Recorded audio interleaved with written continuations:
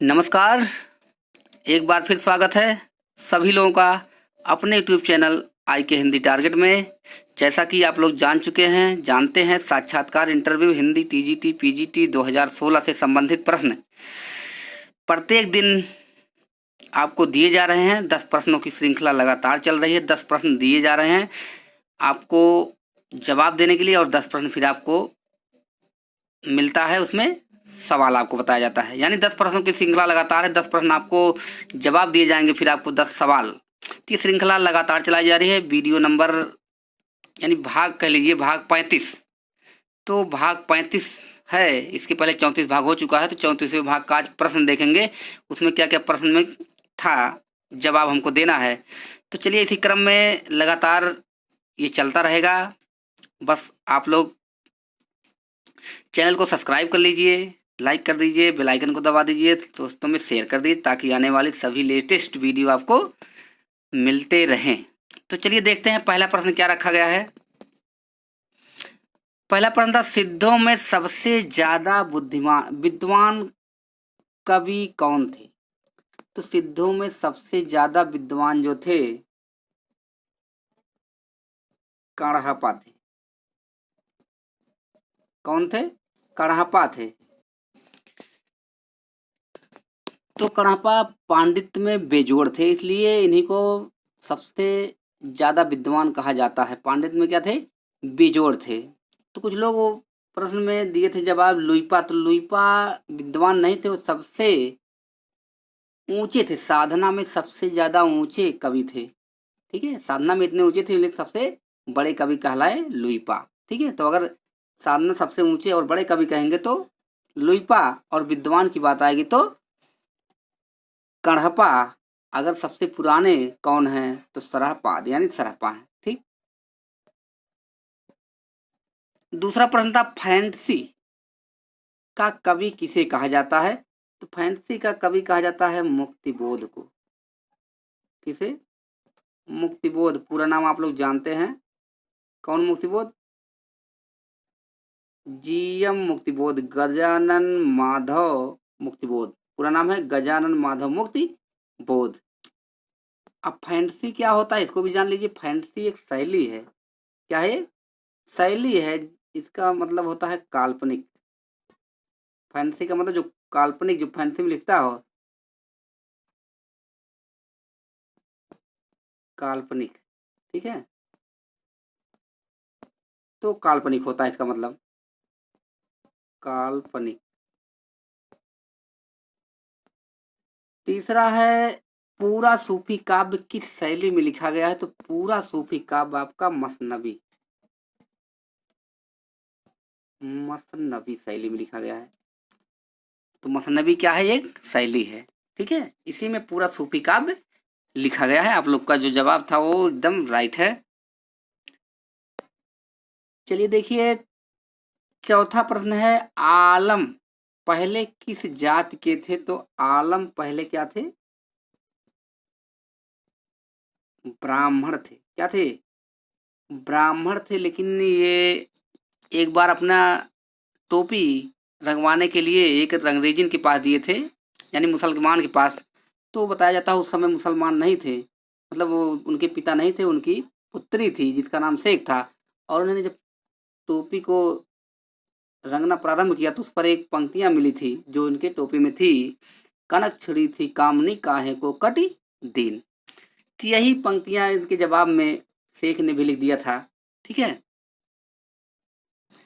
कंचन को कटिकाट विधि कुचन मध्य धर दीन। तो ये पंक्तियां उधर से लिख के आया था। इसी में दोनों में क्या हो गया? प्रेम हो गया। और इसलिए तब से जब प्रेम हो गया और ये मुसलमान हो गए, तब से ये आलम हो गए। ठीक। तुलसी जी की कितनी रचनाएं ब्रज में हैं? नाम बताइए। तो तुलसी जी की रचनाएं 6 रचनाएं ब्रज में हैं।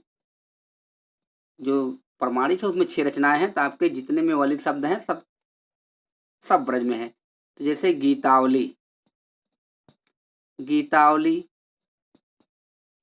कवितावली, कृष्ण गीतावली। ठीक है, इसके बाद विनय पत्रिका जिसका नाम है विनयावली। ठीक है, फिर इसके बाद बैराग संदीपनी, बैराग संदीपनी और दोहावली। ये 6 रचनाएं इनकी क्या है, ब्रज में है, यानी जिसमें अवली अवली ब्रज में और बाकी जिसमें राम शब्द है वो अवधि में है। 6वां महादेवी वर्मा जी का भाव क्या था? तो महादेवी वर्मा जी को आधुनिक युग की मीरा कहा जाता है, इसलिए ये माधुर्य भाव से संबंधित है।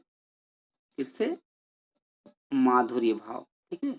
कहीं कहीं वेदनात्मक मिलता है तो माधुर्य भाव जानते रहिए, बाकी वेदनात्मक आप लोग जान रहे हैं। कौन सा भाव? माधुर्य भाव।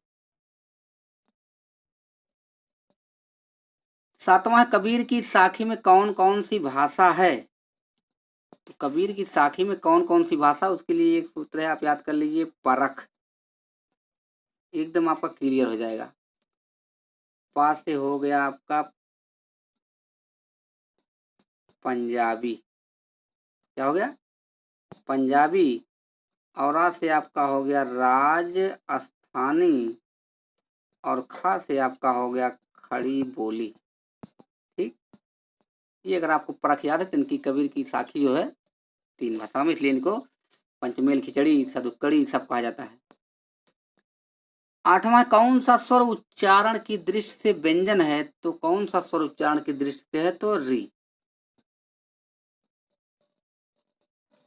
री आप देखेंगे क्या है उच्चारण की दृष्टि से व्यंजन, जब आपका इसको उच्चारण करेंगे तो इस तरह से होता है री, लेकिन लेखन की दृष्टि से स्वर है, उच्चारण की दृष्टि से व्यंजन है। अगला प्रश्न, पद्मावत में कितनी चौपाई के बाद एक दोहा रखा गया है?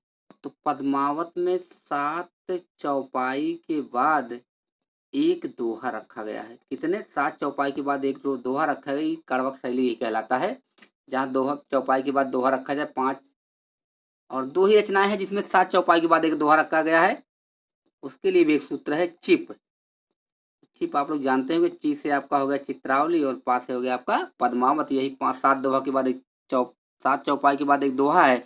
बाकी सभी रचनाओं में 5 चौपाई के बाद एक दोहा रखा गया है। बाकी 1-2 रचना है जिसमें 7 चौपाई के बाद एक दोहा रखा गया है, जिसके लिए चिप। आप चिप याद कर लीजिए, आपका एकदम क्लियर है।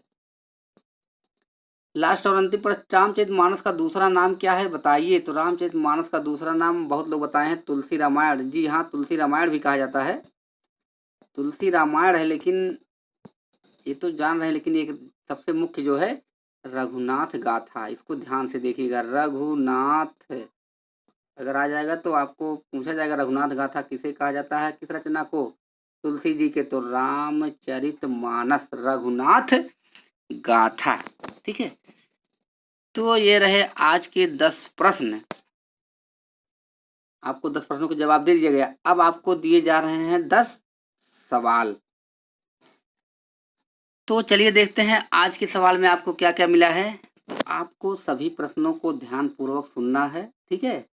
और जितने भी टीजीटी में जिनका भी सिलेक्शन हो गया, इंटरव्यू के लिए बुलाया गया है, कहीं ना कहीं सबको फायदा मिलेगा। और ये ना सोचिए कि मेरा 105 है, 106 है, 108 है, 109 है, तो आप इंटरव्यू एकदम डट के दीजिए। ये नहीं, उसमें डरना नहीं है, ठीक है। अगर डरेंगे तो आपका ज़्यादा नंबर है तब भी कम हो जाएगा, ठीक है। कम है तो फिर कम ही हो जाएगा। तो डरना नहीं है, क्योंकि अगर डरेंगे तो उससे कहीं ना कहीं आपका घाटा ही होगा, ठीक है। एकदम सोचिए कि इंटरव्यू जब देने जाएं तो एकदम सोचिए कि हम जैसे कहीं मेला देखने जा रहे हो, एकदम उसी तरह समझ लीजिए कि एकदम सबसे एकदम मेल जोल है, कोई दिक्कत नहीं है, वहाँ पर है सब मेल के हैं। ये नहीं कि वहाँ क्या होगा, कैसे पूछा जाएगा, तो ये सब कुछ नहीं। तो एकदम निडर रहिए। तो चलिए देखते हैं अगला प्रश्न कौन सा है। अगला प्रश्न है, कनफटा किसे कहते हैं? कनफटा किसे कहते हैं आपको बताना है कमेंट बॉक्स में लिखकर। दूसरा, हिंदी साहित्य में रहस्यवाद के बीज सर्वप्रथम कहाँ दिखाई पड़ता है? जी हाँ, रहस्यवाद के बीज सर्वप्रथम कहाँ दिखाई पड़ता है या पड़ा है? हिंदी साहित्य में रहस्यवाद के सर्वप्रथम की बात कर रहा है। ध्यान से, प्रश्न बहुत अच्छा है, आप लोग को इसको बना लेना है, कर लेना है, ताकि अच्छे से वहां कर सकें। तीसरा है, प्रथम जैन कवि कौन है? ये आपको बताना है, प्रथम जैन कवि कौन है, आपको कमेंट बॉक्स में लिखकर देना है। चौथा है सूफियों के अनुसार विश्व कितने प्रकार के है? नाम बताइए। सूफियों के अनुसार विश्व कितने प्रकार के है? नाम बताइए। ठीक है। पांचवा है भ्रमर गीत की परंपरा में तुलसीदास जी ने कौन सी रचना लिखी? तो भ्रमर गीत की परंपरा में तुलसीदास जी ने कौन सी रचना लिखी? आपको कमेंट बॉक्स में लिखकर जवाब देना है। छठा है छायावाद की घोर विरोधी पत्रिका। जी हाँ, विरोधी की बात कर रहे हैं। घोर विरोधी पत्रिका कौन सी है, ये आपको बताना है। इसी तरह से आपसे छोटे छोटे प्रश्न पूछे जाएंगे और लंबा चौड़ा वहाँ नहीं, बस इसी तरह से कौन घोर विरोधी है, कौन घोर समर्थक है। ठीक है। कितने कवि प्रगतिवादी के कुछ कवि के नाम बताइए, कुछ छायावादी कवि के नाम बताइए, कुछ प्रगतिशील कवि के नाम बताइए, कुछ प्रयोगवादी कवि के नाम बताइए, कुछ तार सप्तक के कवियों के नाम बताइए, नाथों की संख्या बताइए, सिद्धों की संख्या बताइए, नयनारों की संख्या बताइए, अलवारों की संख्या बताइए, रसों की संख्या बताइए, संधि की संख्या बताइए। इसी तरह से आपसे छोटे छोटे प्रश्न आपसे पूछे जाएंगे, तो आपको डरना नहीं है, करना है। ठीक है। सातवां, किस निबंधकार को हिंदी का एडिशन कहा जाता है? तो किस निबंधकार को हिंदी का एडिशन कहा जाता है? आपको कमेंट बॉक्स में लिखकर बताना है। किसको हिंदी का एडिशन कहा जाता है? फिर अगला में किसको हिंदी का वायरन कहा जाता है, किसको हिंदी का स्टील कहा जाता है। इसी तरह से क्वेश्चन आपसे बनेंगे। आठवां है महादेवी वर्मा की संपूर्ण रचनाओं का संग्रह कौन सा है? तो उनकी संपूर्ण रचनाओं का संग्रह आपको बताना कौन सा है। नौवां है कौन सी पत्रिका केवल महिलाओं के लिए निकलती थी? तो आपको बताना कौन सी पत्रिका केवल महिलाओं के लिए है या थी, ये आपको बताना है। अच्छे से अच्छे क्वेश्चन रखे जा रहे हैं ताकि आपको आसानी से वहां सब कर लेना है। आज का अंतिम और 10वां प्रश्न है पद लालित के लिए कौन जाने जाते हैं? ठीक है। पद लालित के लिए कौन जाने जाते हैं, ये आपको कमेंट बॉक्स में लिखकर बताना है। तो ये आपके 10 प्रश्न हो गए हैं। तो इसी तरह से हम छोटे छोटे प्रश्न आपके लिए लेकर आते रहेंगे। बस आप लोग इसी तरह से स्नेह और प्रेम प्रकट करते रहिए ताकि हम आप सबके लिए प्रतिदिन एक वीडियो आपको देते रहेंगे। ठीक है। तो चलिए आज के लिए इतना ही। तब तक के लिए नमस्कार, धन्यवाद।